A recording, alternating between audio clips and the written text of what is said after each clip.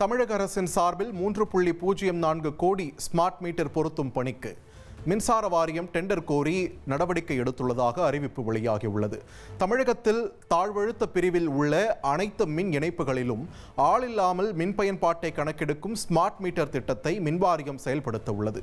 சுமார் 6 தொகுப்புகளாக 3 கோடி மின் இணைப்புகளிலும் 4.94 லட்சம் மின் விநியோக டிரான்ஸ்பார்மர்களிலும் ஸ்மார்ட் மீட்டர் பொருத்தப்பட்டு தனியார் மூலம் பராமரிக்கப்பட உள்ளது. சென்னை, வேலூர் மண்டலங்களுக்கு 49.34 லட்சம், காஞ்சிபுரம், விழுப்புரம் மண்டலத்திற்கு 49.61 லட்சம் என 12 மண்டலங்களுக்கும் ஸ்மார்ட் மீட்டர் கொள்முதல் செய்யப்பட உள்ளது. இந்த ஆண்டு இறுதிக்குள்ளாக ஸ்மார்ட் மீட்டர் பொருத்தும் பணிகளை நிறைவு செய்ய மின்சார வாரியம் திட்டமிட்டுள்ள நிலையில் மாதம் ஒரு முறை மின் கட்டணம் வசூலிக்கும் முறை தொடங்கும் என்று எதிர்பார்க்கப்படுகிறது. தற்போது மின் பயன்பாடு 2 மாதங்களுக்கு ஒருமுறை கணக்கெடுக்கப்படும் நிலையில் சில ஊழியர்கள் கணக்கெடுக்க தாமதமாக வருவது, வீடுகளுக்கு நேரில் செல்லாமல் உத்தேசமாக கணக்கெடுப்பது போன்ற காரணங்களால் அரசின் சலுகைகளை பெறுவதில் சிக்கல்கள் உள்ள நிலையில் அதற்கு தீர்வாக ஸ்மார்ட் மீட்டர் முறை அமையும் என்று எதிர்பார்க்கப்படுகிறது. திருவள்ளூர் மாவட்டம் காட்டுப்பள்ளியில் உள்ள கப்பல் கட்டும் தொழிற்சாலை குடியிருப்பில் வடமாநில தொழிலாளி ஒருவர் உயிரிழந்த நிலையில் அங்கு கலவரம் வெடித்தது. காட்டுப்பள்ளி தனியார் கப்பல் கட்டும் தொழிற்சாலையில் பணிபுரிந்த உத்தரப்பிரதேசத்தைச் சேர்ந்த அமரேஷ் பிரசாத் என்பவர் தொழிலாளர்களுக்கான குடியிருப்பின் மாடியில் இருந்து தவறி விழுந்து உயிரிழந்தார். இதனை அடுத்து அங்கு திரண்ட 1000க்கும் மேற்பட்ட வடமாநில தொழிலாளர்கள் உயிரிழந்தவரின் குடும்பத்திற்கு இழப்பீடு கோரி போராட்டத்தில் ஈடுபட்டனர்.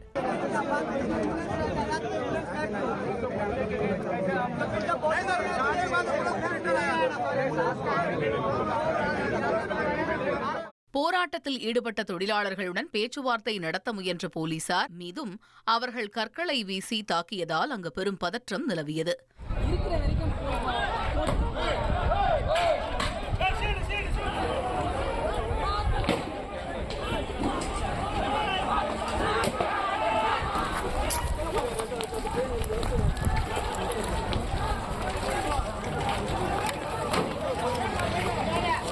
போலீசார் மீது கற்களை வீசியவர்களை தடியடி நடத்தியும் கண்ணீர் புகைகுண்டுகளை வீசியும் போலீசார் விரட்டியடித்தனர். இதனால் அப்பகுதியே போர்க்களம் போல காட்சியளித்தது.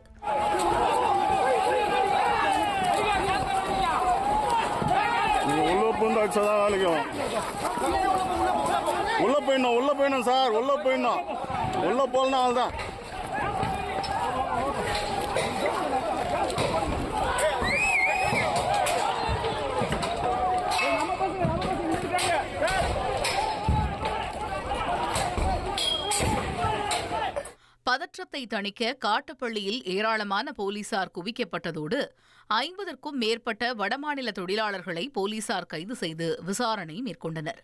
இதனையடுத்து போராட்டத்தில் ஈடுபட்ட வடமாநில தொழிலாளர்களுடன் நடத்தப்பட்ட பேச்சுவார்த்தையில் உடன்பாடு ஏற்பட்டு 5 லட்சம் ரூபாய் இழப்பீடு தருவதாகவும் சடலத்தை விமானத்தில் கொண்டு செல்ல ஏற்பாடு செய்வதாகவும் தொழிற்சாலை நிர்வாகம் உத்தரவாதம் அளித்தது. இதனிடையே கல்வீச்சில் காயமடைந்த வடமாநில தொழிலாளர்கள் மருத்துவமனையில் அனுமதிக்கப்பட்டனர். இந்தியாவில் தயாரிக்கப்படும் மிகச்சிறிய சிப் உலகில் மிகப்பெரிய மாற்றத்தை ஏற்படுத்தும் நாள் வெகு தொலைவில் இல்லை என பிரதமர் மோடி நம்பிக்கை தெரிவித்தார். டெல்லியில் செமிகான் இந்தியா என்ற செமிகண்டக்டர் மாநாட்டை பிரதமர் மோடி தொடங்கி வைத்தார். 3 நாள் நடைபெறும் இம்மாநாட்டில் 48 நாடுகளைச் சேர்ந்த 20,000க்கும் அதிகமானோர் பங்கேற்றுள்ளனர். நிகழ்ச்சியில் விக்ரம் 32 பிட் மைக்ரோ கம்ப்ரஸர் மற்றும் 4 அங்கீகரிக்கப்பட்ட திட்டங்களின் சோதனை சிப்புகளை பிரதமர் மோடியிடம் மத்திய அமைச்சர் அஸ்வினி வைஷ்ணவ் வழங்கினார். நிகழ்ச்சியில் பேசிய பிரதமர் மோடி, நடப்பு நிதியாண்டின் முதலாவது காலாண்டில் 7.8% பொருளாதார வளர்ச்சியை இந்தியா எட்டியிருப்பதாக பெருமிதம் தெரிவித்தார். உலகின் முன்னேற்றத்திற்கு செமிகண்டக்டர் சிப் மிக முக்கிய பங்கு வகிப்பதாக கூறிய அவர், வரும் ஆண்டுகளில் செமிகண்டக்டர் சந்தை $1 டிரில்லியன் கடக்கும் என்று கணித்தார். மேலும் 10 செமிகண்டக்டர் திட்டங்களில் 1.5 லட்சம் கோடி ரூபாய்க்கு மேல் இந்தியா முதலீடு செய்வதாகவும், கச்சா எண்ணெய் என்பது கருப்பு தங்கம் என்றால் செமிகண்டக்டர் சிப் டிஜிட்டல் வைரம் என பிரதமர் மோடி உவமையுடன் ஒப்பிட்டார். அந்த வகையில் இந்தியாவில் தயாரிக்கப்பட்ட சிறிய சிப்புகள் உலகில் மிகப்பெரிய மாற்றங்களை ஏற்படுத்தும் நாள் வெகு தொலைவில் இல்லை என பிரதமர் மோடி நம்பிக்கை தெரிவித்தார்.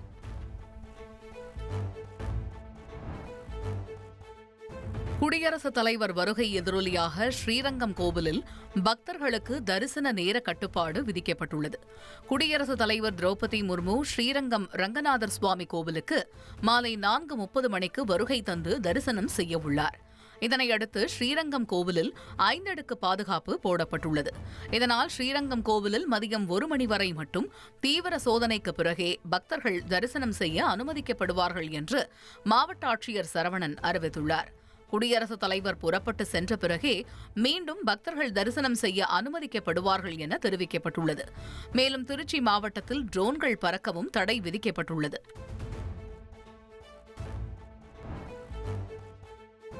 தமிழக அரசின் விரைவு போக்குவரத்து கழக பேருந்துகளில் டிஜிட்டல் முறையில் பயணச்சீட்டு பெற அதிக அளவிலான பயணிகள் ஆர்வம் காட்டுகின்றனர். தமிழக அரசு விரைவு போக்குவரத்து கழக பேருந்துகளில் பயணிகளின் வசதிக்காக மின்னணு இயந்திரங்கள் அறிமுகப்படுத்தப்பட்டது. டிஜிட்டல் பரிவர்த்தனைகள் மூலம் பயணச்சீட்டு பெறும் வசதி 2024 நடைமுறையில் உள்ளது. கடந்த ஆகஸ்ட் மாதம் மட்டும் 2.5 லட்சத்திற்கும் அதிகமான பயணிகள் டிஜிட்டல் பரிவர்த்தனைகள் மூலமாக பயணச்சீட்டு பெற்று பயணம் செய்துள்ளனர். இதன் மூலமாக 8,23,47,050 ரூபாய் வருவாய் ஈட்டப்பட்டுள்ளது. இதுவே ஒரு மாதத்தில் டிஜிட்டல் பரிவர்த்தனைகள் மூலம் ஈட்டப்பட்டதில் அதிகபட்ச தொகை. அரசு விரைவு போக்குவரத்து பேருந்துகளில் மின்னணு இயந்திரங்கள் மூலம் முன்பதிவு வருவாய் நீங்கலாக 44,05,24,800 ரூபாய் வருவாய் ஈட்டப்பட்டுள்ளது.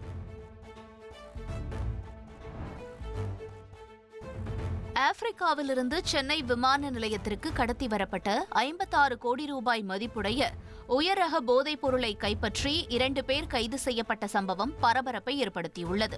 சென்னை விமான நிலையத்திற்கு எத்தியோப்பியாவிலிருந்து வந்த விமானத்தில் வடமாநிலத்தைச் சேர்ந்த இருவரிடமிருந்து 5 கிலோ 620 கிராம் எடையுள்ள உயர் ரக கொகைன் கைப்பற்றப்பட்டது. இதன் சர்வதேச மதிப்பு 56 கோடி ரூபாய் என்று கூறப்படுகிறது.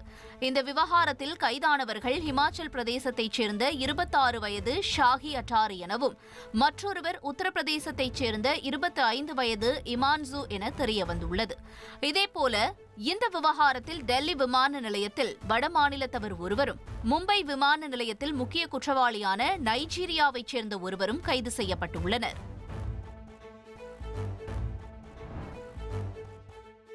சென்னை அரும்பாக்கத்தில் ஹனி டிராப் மூலம் ரியல் எஸ்டேட் அதிபரை கடத்தி பணம், நகை பறித்த வழக்கில் பெண் உட்பட 4 பேர் கைது செய்யப்பட்டுள்ளனர். சென்னை அரும்பாக்கத்தில் ரியல் எஸ்டேட் தொழில் செய்து வரும் முரளி என்பவருக்கு பூஜா என்கிற பெயரில் ஃபேஸ்புக்கில் மெசேஜ் அனுப்பி இளம்பெண் ஒருவர் சாட் செய்துள்ளார். ஒரு கட்டத்தில் அந்த பெண்ணை நேரில் சந்திக்க விரும்பிய முரளி அரும்பாக்கத்தில் உள்ள ஹோட்டலுக்கு சென்றுள்ளார். ஹோட்டல் அறையில் அந்த இளம்பெண்ணுடன் முரளி இருக்கும்போது அங்கு தனது கூட்டாளிகளுடன் வந்த ஒருவர் தான் அந்த பெண்ணின் கணவர் என கூறி முரளியை மிரட்டியுள்ளார். தொடர்ந்து அந்த கும்பல் முரளியை காரில் மகாபலிபுரத்திற்கு கடத்தி சென்று 9 சவரன் செயின், பிரேஸ்லெட் மற்றும் கூகுள் பே மூலம் 20,000 ரூபாய் பணத்தை பறித்து சென்றுள்ளது. இதுகுறித்து முரளி அளித்த புகாரின் பேரில் விசாரணை மேற்கொண்ட போலீசார் மலர்விழி என்கிற அந்த பெண்ணையும், கார்த்திக், பூபாலன், சுந்தரமூர்த்தி ஆகியோரையும் கைது செய்துள்ளனர். அவர்களிடம் போலீசார் தொடர்ந்து தீவிர விசாரணை நடத்தி வருகின்றனர்.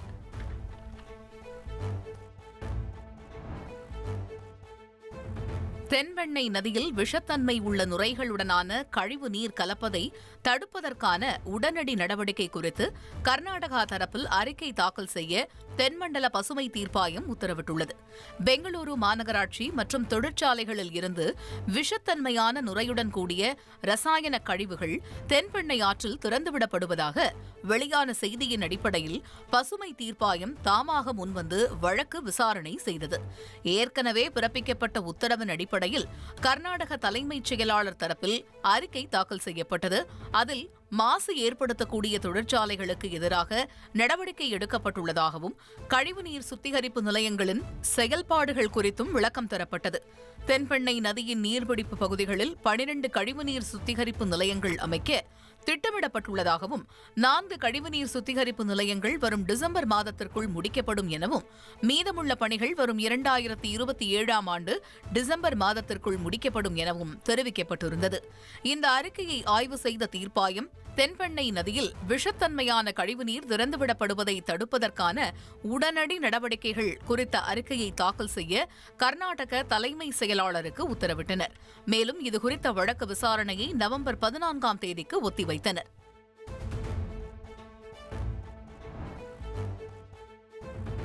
தமிழ்நாட்டில் மக்கள் நலப் பணியாளர்கள் 13,500 பேருக்கு மீண்டும் பணி வழங்க மறுத்து கூறிய தீர்ப்பை மறு ஆய்வு செய்ய கோரிய மனுவை உச்சநீதிமன்றம் தள்ளுபடி செய்தது.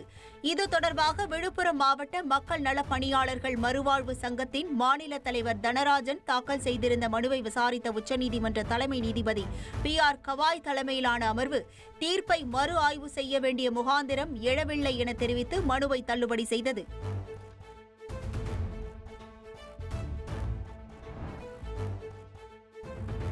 திருப்பூரில் மத்திய அரசை கண்டித்து மதச்சார்பற்ற முற்போக்கு கூட்டணி சார்பில் கண்டன ஆர்ப்பாட்டம் நடைபெற்றது. அமெரிக்காவின் 50% இறக்குமதி வரி விதிப்பால் கடும் பாதிப்பிற்கு உள்ளாகியுள்ள திருப்பூர் நகரத்தை கண்டுகொள்ளாத மத்திய அரசை கண்டித்து மதச்சார்பற்ற முற்போக்கு கூட்டணி சார்பில் கண்டன ஆர்ப்பாட்டம் நடைபெற்றது. கூட்டத்தில் திகாவினர் மோடி, ட்ரம்ப் இணைந்த முகமூடி அணிந்து ஆர்ப்பாட்டத்தில் பங்கேற்றனர்.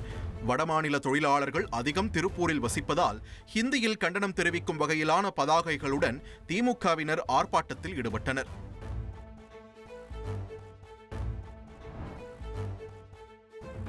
வருகிற 5ஆம் தேதி செய்தியாளர்களை சந்தித்து மனம் திறந்து பேச உள்ளதாக அதிமுக முன்னாள் அமைச்சர் செங்கோட்டையன் கூறியது அதிமுக வட்டாரத்தில் பரபரப்பை கிளப்பியுள்ளது. கடந்த பிப்ரவரி மாதம் அத்திக்கடவு அவிநாசி திட்டம் தொடர்பாக EPSக்கு பாராட்டு விழா நடத்தியது தொடர்பாக செங்கோட்டையன் அதிருப்தி தெரிவித்தது கட்சியில் சலசலப்பை ஏற்படுத்தியது.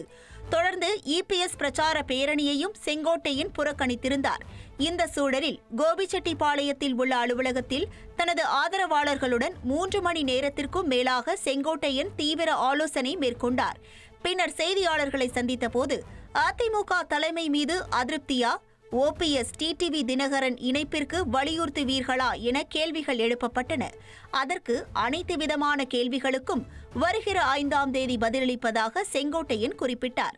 5ஆம் தேதி அன்று கோபிச்செட்டிப்பாளையம் கழக அலுவலகத்தில் நான் மனந்திருந்து பேசப் போகிறேன். அப்போது என்ன கருத்துக்களை சொல்கிறேன் என்பதை நீங்கள் அத்தனை பேரும் தெரிந்து கொள்ளலாம். ஆகவே அதுவரையும் நீங்கள் பொறுத்திருந்து எனக்கு உதவி செய்யுமாறு அன்போடு கேட்டுக்கொள்கிறேன். தெலுங்கானா மாநிலத்தின் முக்கிய கட்சியான பாரத் ராஷ்டிரிய சமிதி கட்சியிலிருந்து தனது மகள் கவிதாவை சஸ்பெண்ட் செய்து அக்கட்சியின் தலைவர் KC சந்திரசேகர ராவ் உத்தரவிட்டுள்ளார். BRS கட்சியின் முக்கிய முகங்களில் ஒன்றாக கருதப்படும் கவிதா தற்போது சட்ட மேலவை உறுப்பினராகவும் பதவி வகித்து வருகிறார். சமீப மாதங்களில் தனது சகோதரர் KT ராமாராவ் மற்றும் ஹரிஷ் ராவ் ஆகியோரையும் கட்சியின் மூத்த தலைவர்களையும் வெளிப்படையாக விமர்சித்து சர்ச்சையை ஏற்படுத்தினார். மேலும் கட்சியில் தனக்கென ஒரு நிலையை ஏற்படுத்த கவிதா முயன்று வருகிறார். இந்த சூழலில் கட்சி விரோத நடவடிக்கைகளில் ஈடுபடுவதாக குற்றம் சாட்டி கட்சியிலிருந்து இடைநீக்கம் செய்வதாக அவரது தந்தையும் BRS தலைவருமான சந்திரசேகர ராவ் உத்தரவிட்டுள்ளார். கட்சியிலிருந்து கவிதா சஸ்பெண்ட் செய்யப்பட்டுள்ளதால் அக்கட்சியில் பிளவு ஏற்படும் சூழல் உருவாகியுள்ளது.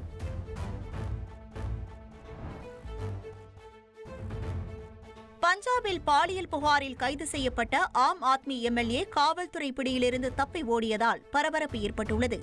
பஞ்சாபின் சனூர் தொகுதி ஆம் ஆத்மி MLA ஹர்மீத் சிங் பதன் மஜ்ரா மீது பெண் ஒருவர் பாலியல் வன்கொடுமை புகார் அளித்திருந்தார். இதனையடுத்து MLA பதன் மஜ்ராவை கைது செய்த போலீசார் காவல் நிலையத்திற்கு அழைத்து சென்றனர். அப்போது பதன் மஜ்ராவும் அவரது உதவியாளர்களும் போலீசார் மீது துப்பாக்கி சூடு நடத்திவிட்டு காவலர்கள் மீது காரை விட்டு மோதிவிட்டு தப்பி ஓடினர். இதில் 2 காவலர்கள் காயமடைந்தனர். தப்பி ஓடியவர்களை போலீசார் தேடி வருகின்றனர். பஞ்சாபை ஆளும் தனது சொந்த கட்சியான ஆம் ஆத்மி கட்சியையும் முதலமைச்சர் பகவந்த் மானையும் பதன் மஜ்ரா தொடர்ந்து விமர்சனம் செய்து வந்தது குறிப்பிடத்தக்கது.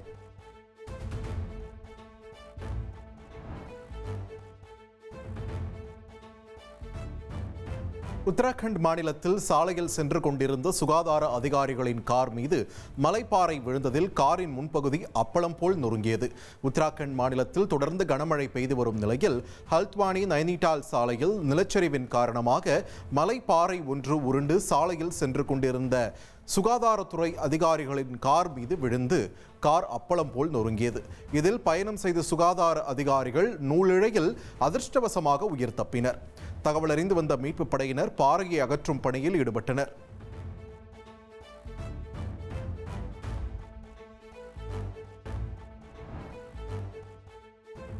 உத்தரப்பிரதேசத்தில் பள்ளியின் மண் தரையில் ஒளிந்திருந்த பாம்பால் அதிர்ச்சி ஏற்பட்டது. பஸ்தி பகுதியில் உள்ள பள்ளியின் மண் தரையில் இருந்து பாம்பு சீரும் சத்தம் வந்து கொண்டே இருந்த நிலையில் ஆசிரியர்கள் மற்றும் மாணவர்கள் வெளியேற்றப்பட்டு பாம்பு பிடி வீரருக்கு தகவல் அளிக்கப்பட்டது.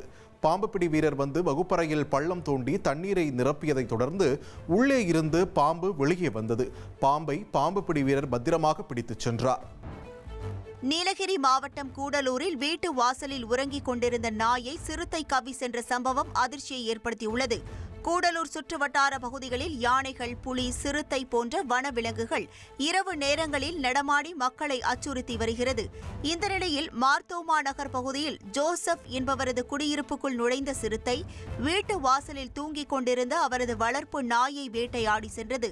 சிறுத்தை வேட்டையாடியதால் நாய் கதறி துடிக்கும் காட்சி சிசிடிவி கேமராவில் பதிவாகியுள்ளது.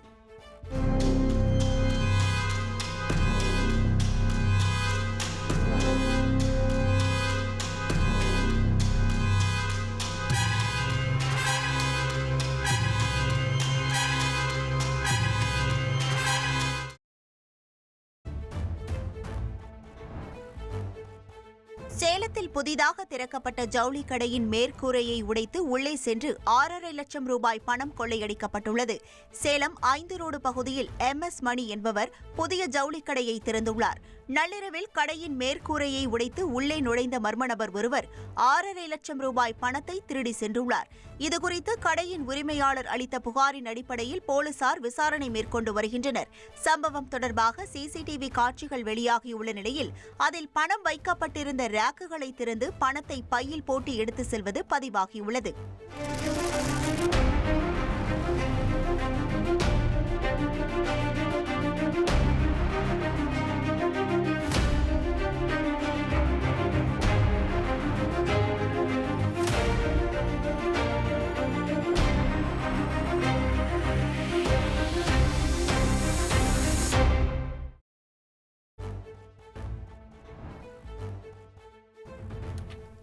புதுச்சேரியில் 1 கோடி ரூபாய் மதிப்பிலான போலி மாத்திரைகள் கண்டுபிடிக்கப்பட்டிருப்பது பரபரப்பை ஏற்படுத்தியுள்ளது.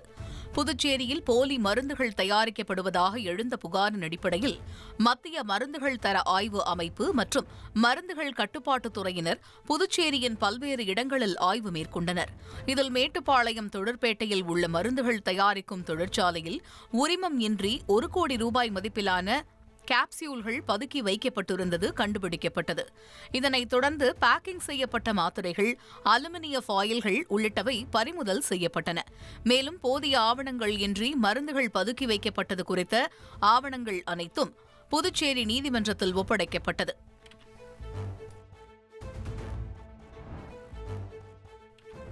தூய்மை பணியாளர்கள் போராட்டத்தின் போது கைது செய்யப்பட்ட வழக்கறிஞர்களை காவல்துறை தாக்கியது தொடர்பாக விசாரணை நடத்த ஒரு நபர் ஆணையம் அமைத்து சென்னை உயர்நீதிமன்றம் உத்தரவிட்டுள்ளது.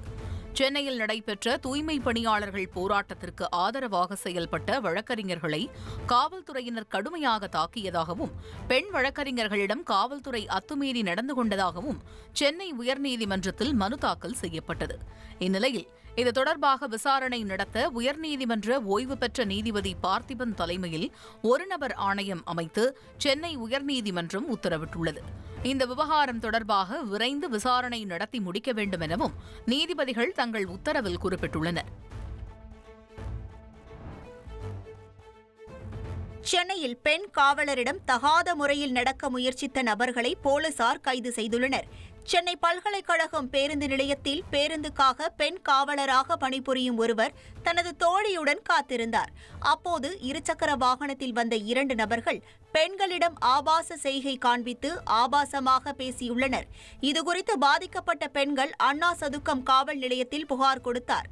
இதன் அடிப்படையில் வடமாநில இளைஞர் உட்பட 2 வரை போலீசார் கைது செய்தனர்.